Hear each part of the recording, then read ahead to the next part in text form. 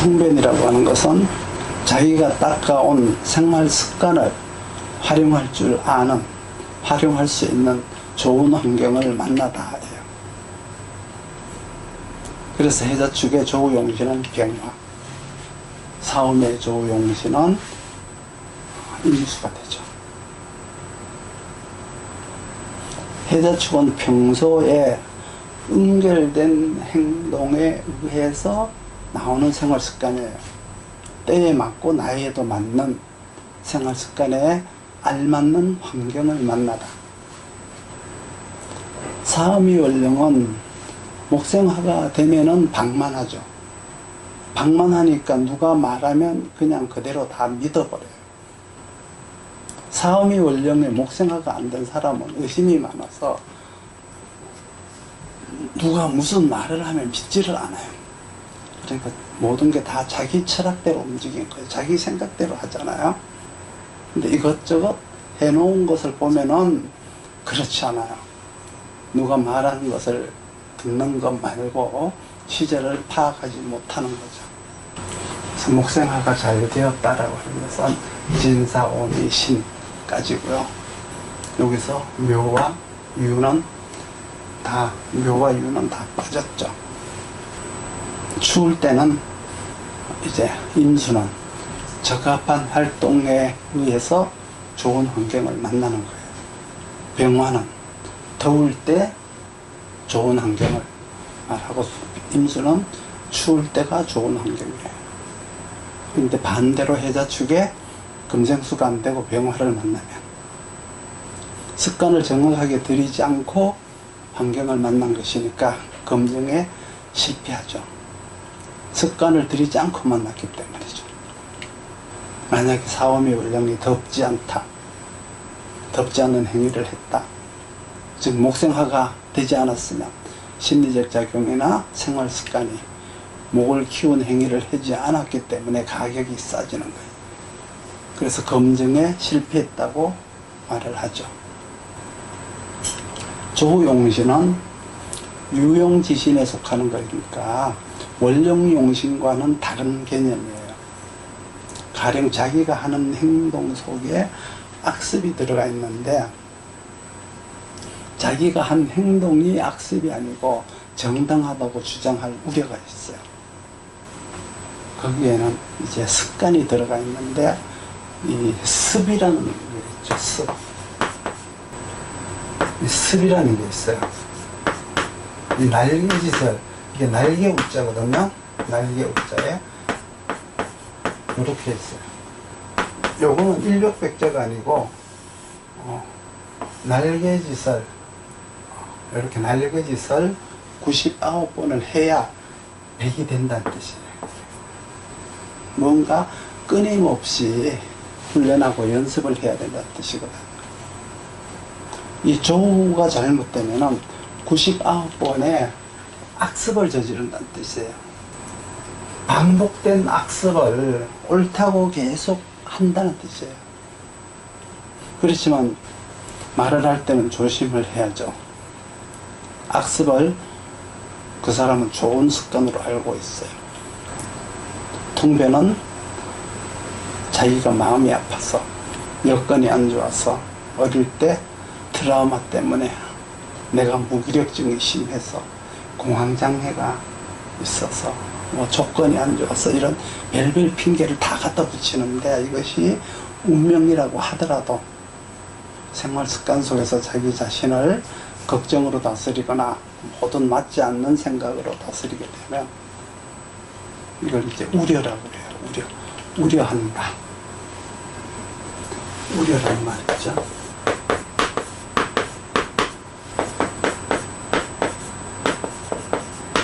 우려.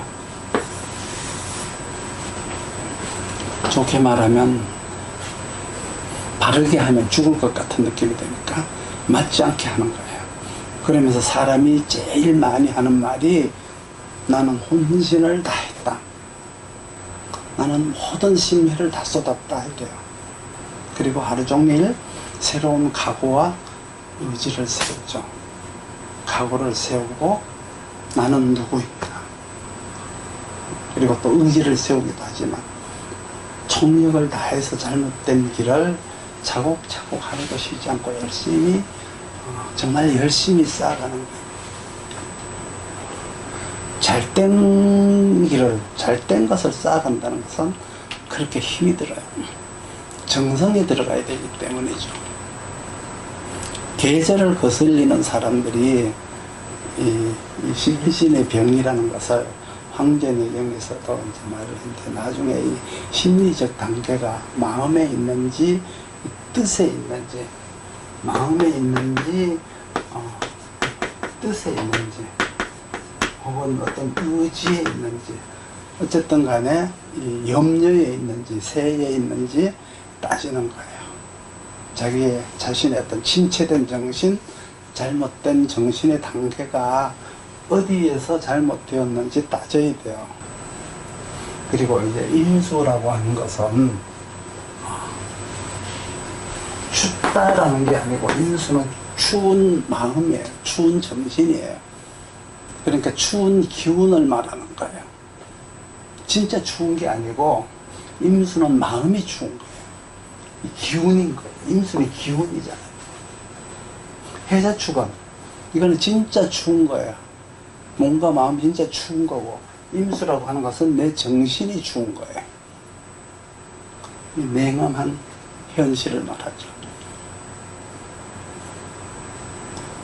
병화에 이 병화라고 하는 화기는, 이거는 이제 양화한 기운이라고 하잖아요.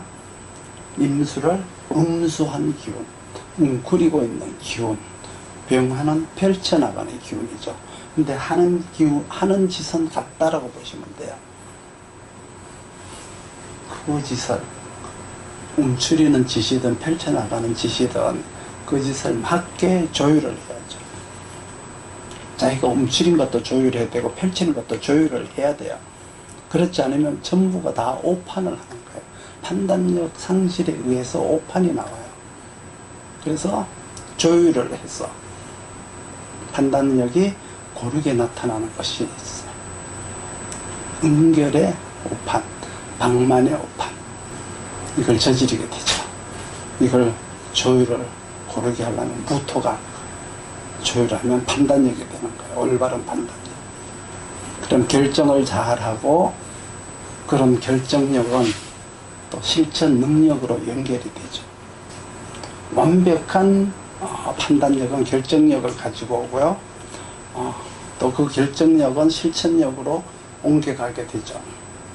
근데 만약에 무토가 조율하지 않으면 오판을 했으니까, 판단을 정확하게 하지 않았으니까 결정도 정확하지 않았고 실천도 정확하지 않은 거예요. 그럼 이제 그런 오차로 인해서 실패를 하게 되죠. 플러스 3.5%, 마이너스 3.5%, 플러스 3.5% 이 오차가 발생하면, 그때는 모르지만 시간이 지나면 큰일 나요. 이건 이제 매우 중요한 문제인데요. 내가 회사에서 점유율을 많이 가진다고 해서 수익률이 좋아지는 건 아니잖아요.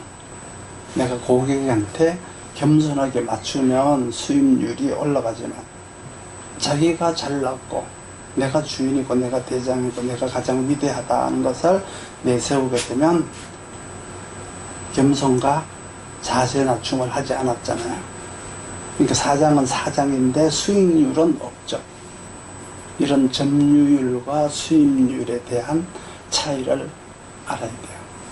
항상 사주의 재생관은 내가 겸손할 줄 알고 낮출 줄 아는 것이고, 재생관이 안 되면 자기를 높일 줄 아는 거예요. 재생관이 안 되어서 사장이 되었잖아요. 원래 재생관이 되면 관인상생 재생관이 되었던, 식신생재 재생관이 되었던, 재생관이 되었으면 조직에서 점유율이 높은 곳에서 자기가 책임자가 되어 있을 텐데, 재생관이 안 되었기 때문에 자기가 나와서 자영업을 한 거예요. 그래서 자기가 사장이 된 거예요. 그러니까 모두가 다 자기 거죠. 자기 거긴 한데 수익률은 없죠. 근데 자기가 직원 일까지 다 해야 돼요. 그 사람이 없으면 일이 안 된다고 해요. 원래 사장이 사장다고 그러면 아무것도 몰라야 돼요. 대신 월급만 잘 주면 되죠. 이렇게 오판과 오차, 이거는 이제 여기에 대한 발생률이 높아지는 거예요. 그러니까 무토가 반드시 병화 임수에는 무토가 있어야 된다. 물론 여기에 기토가 있어도 되기는 하죠. 그렇지만 오판의 우려는 항상 안고 있어요. 무토가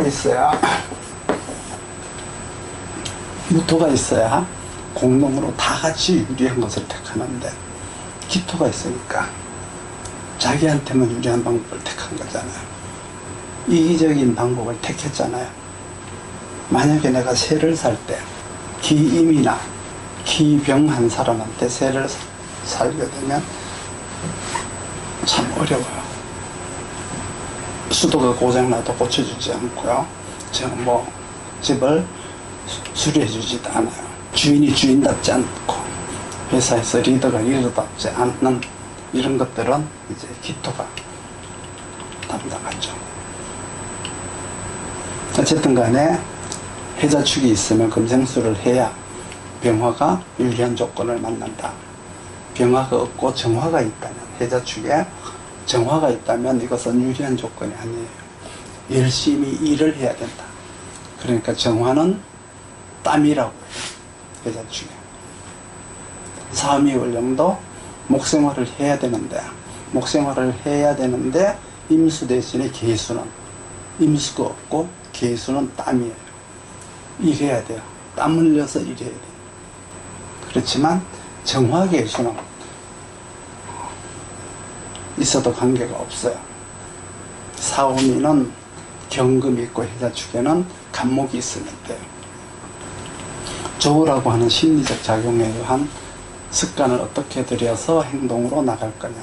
심리적 작용을 하다가 습관으로 빠질 수가 있으니까 조우는 판단을 어떻게 하느냐, 오차 없이 하느냐, 오차 범위 내에서 하느냐, 오차 밖에서 하느냐, 이것이 이제 조우예요. 그러니까 심리적 작용이 만든 습관이 좋은 거예요. 그리고 판단력, 판단에 의한 결정력, 결정에 의한 실천, 이런 것들이 모두가 이제 조우라고 하는 심리적 작용에서 나오는 거죠. 판단이 잘 서지 않으면은 오판이 되죠. 그 오판에 의한 오차가 발생하니까 실패를 불러요.